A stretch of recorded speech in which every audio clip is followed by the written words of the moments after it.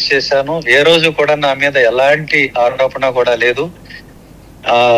Indian police medal and presidents police medal, ఈ రెండు కూడా నాకు మిగతా వాళ్ళకన్నా నాకు ముందుగా వచ్చాయి. అంటే నాకన్నా 5 సంవత్సరాలు సీనియర్స్ కన్నా ముందుగా నాకు వచ్చాయి.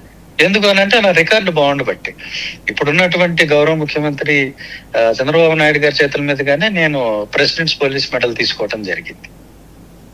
కాబట్టి నాకు అనేక ఇవే కాదు, స్కాచ్ అవార్డులు కానీ, నేను చేసిన సేవలకి లైఫ్ టైం అచీవ్మెంట్స్ కానీ, ఇండియన్ ఎక్స్ప్రెస్ అవార్డ్స్ కానీ అనేకం ఉన్నాయి. సో ఇప్పుడు ఏంటంటే నా మీద బురద జల్లే కార్యక్రమం కొంతమంది చేస్తున్నారు. అవన్నీ కనపడకుండా నేను ఏదో చేశానని, అది చేశానని, ఇది చేశానని ప్రచారాలు చేస్తున్నారు. వాళ్ళ వాళ్ళ ఎజెండాలు వాళ్ళకు ఉండొచ్చు. కాకపోతే ఇప్పుడు వీళ్ళందరూ మాట్లాడుతున్నారు కదా, నేనేదో రూల్ వైలేట్ చేశాను అది ఇది. మరి నేను రూల్స్ కట్టుబడే కదా ఇన్నాళ్ళు నేను మాట్లాడకుండా ఉన్నాను. ఇప్పటికీ మాట్లాడలేదు. నేను ప్రభుత్వానికి వ్యతిరేకంగా ఇప్పటికీ కూడా మాట్లాడలేదు. మరి ఆ విషయాన్ని ఎందుకు గుర్తించరు, ఆ విషయాన్ని ఎందుకు మాట్లాడరు? నేను సదుద్దేశంతో 2 సామాజిక వర్గాలు కలిసి ఉండండి అని నేను చెప్తే దాన్ని తప్పు పడతారేంటి? అంటే వాళ్ళిద్దరు కొట్టుకోండి అని చెప్పాలా నేను? ఏంటి వాళ్ళ ఉద్దేశం? పైగా నేనేదో ఇద్దరినే కలవమన్నాను, మీరు అందరినీ కలవమని చెప్పొచ్చు కదా. అంటే నేనేం మాట్లాడాలో కూడా వాళ్ళు డిక్టేట్ చేసేస్తున్నారు. నేను అందరినీ కలుపుకుని వెళ్ళమని చెప్పాను. ఆ రోజు మొత్తం వీడియో చూస్తే అంబేద్కర్ గారి కార్యక్రమం జరిగినప్పుడు ఆయన రాసినటువంటి రాజ్యాంగం మొత్తం దేశంలో ప్రజలందరికీ, అన్ని వర్గాలకి, అన్ని వర్ణాలకి వర్తిస్తుంది కాబట్టి అన్ని కులాలకి, అన్ని మతాలకి అందరినీ పిలవండి, ముస్లిం సోదరుల్ని పిలవండి, క్రైస్తవుల్ని పిలవండి, హిందువుల్ని పిలవండి, ఒక పండగలాగా దీన్ని చేసుకోవాలి అంబేద్కర్ గారి కార్యక్రమం అంటే అని చెప్పేసి నేను చెప్పాను. అందరితో కలిసిమెలిసి ఉండండి. దళితులకు కొన్ని ఆకాంక్షలు ఉన్నాయి, అవి నెరవేరాలంటే మీరు ఒక్కరే ఉద్యమం సరిపోదు, మిగతా వాళ్ళందరినీ కూడా కలుపుకుని వెళ్ళండి. కాపు సోదరులది అత్యధికమైనటువంటి జనాభా ఉన్నటువంటి సామాజిక వర్గం కాబట్టి వాళ్ళ మద్దతు మీకు తప్పనిసరి అని నేను చెప్పాను. అందులో తప్పేమిటి? ముఖ్యమంత్రి ఎవరు కావాలి, ఉప ముఖ్యమంత్రి ఎవరు కావాలి అనేది నిర్ణయించుకోవటానికి ఆ 2 సామాజిక వర్గాలకి తెలివి ఉందండి. వాళ్ళు నిర్ణయించుకుంటారు. 2.5 ఏళ్ళు మీరు, 2.5 ఏళ్ళు మేమా, మరొకట అవన్నీ వాళ్ళు నిర్ణయించుకుంటారు. అందుకే నేను ఒక సూచన చేసి వదిలేశాను. తర్వాత దానికి చర్చలు జరుగుతాయి. ఏ వ్యక్తిని పెట్టుకోవాలి, ఏమిటి, ఏ దామాషా ఎలా చేసుకోవాలి, అవన్నీ వాళ్ళు చూసుకుంటారు. కలిసి ఉండండి.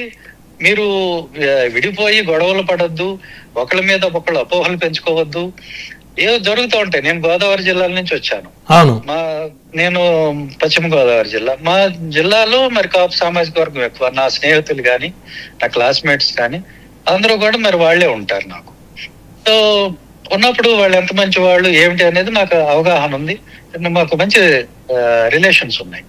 ఉన్నప్పుడు ఏమవుతుందంటే ఒక్కొక్కసారి ఈ కొన్ని ఘర్షణలు అనేవి జరగటం సహజం సమాజంలో 2 వ్యక్తుల మధ్య. నేను అదే చెప్తాను. దళితుల మీద కొన్ని దాడులు కానీ అలాంటివి ఇబ్బందులు జరిగినప్పుడు మీరు దాన్ని మొత్తం సామాజిక వర్గానికి అంటగట్టకండి. ఆ 2 వ్యక్తుల మధ్య వరకు దాన్ని చూడండి.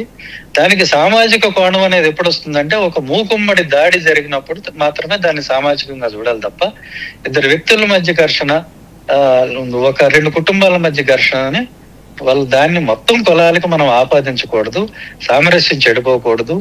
అక్కడ వరకు మనం లీగల్ యాక్షన్ తీసుకొని పరిమితం చేసుకోవాలి తప్ప దాన్ని సాకుగా చూపించి మొత్తం సామాజిక వర్గాలను ద్వేషించటం, వాళ్ళకి దూరం అయిపోవటం, తర్వాత మన ఎజెండా ఏదైతుందో దాన్ని సాధించకుండా నష్టపోవటం, ఇలాంటివి జరగకుండా చూసుకోండి అని చెప్పాను. దానిలో మీకు ఏమైనా తప్పు కనిపిస్తే చెప్పండి, ఇది తప్పు అని చెప్పండి. నేను ఇప్పుడే మీరేం చెప్తే నేను దానికి పొద్దున్నే ఉంటాను. రైట్. అదే దాంట్లో ఎలాంటి అంటే మీరు చెప్పినటువంటి ఒక అక్కడ ఉన్నటువంటి స్థానిక వాతావరణ పరిస్థితులు దృష్ట్యా మీరు చెప్పిన దాంట్లో ఎలాంటి తప్పు లేదు సునీల్ కుమార్ గారు.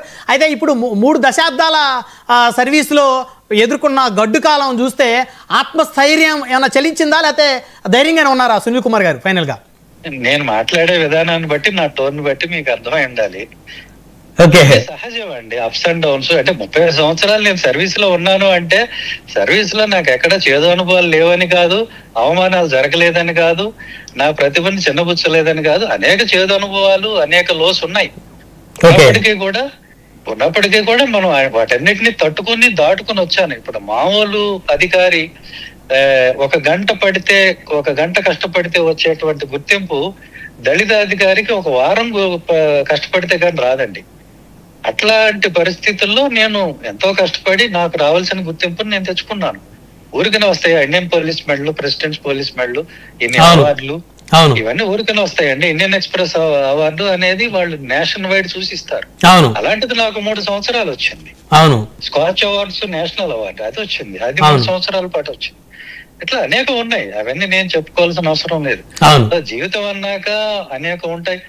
ఇప్పుడు ఇది గడ్డు కాలం అంటున్నారు, నేను రాబోయే కాలంలో నేను చేయబోయే పోరాటం వల్ల ఇంకా గడ్డు కాలం రావచ్చు. ఎందుకంటే ఈ అణగారిపోయిన వర్గాల తరపున మాట్లాడాలి తెలిసినప్పుడు, వాళ్ళ తరపున వకాలతాలు పుచ్చుకున్నప్పుడు మంచి రోజులు ఏముండవు, అన్ని గడ్డు కాలమే ఉంటుంది.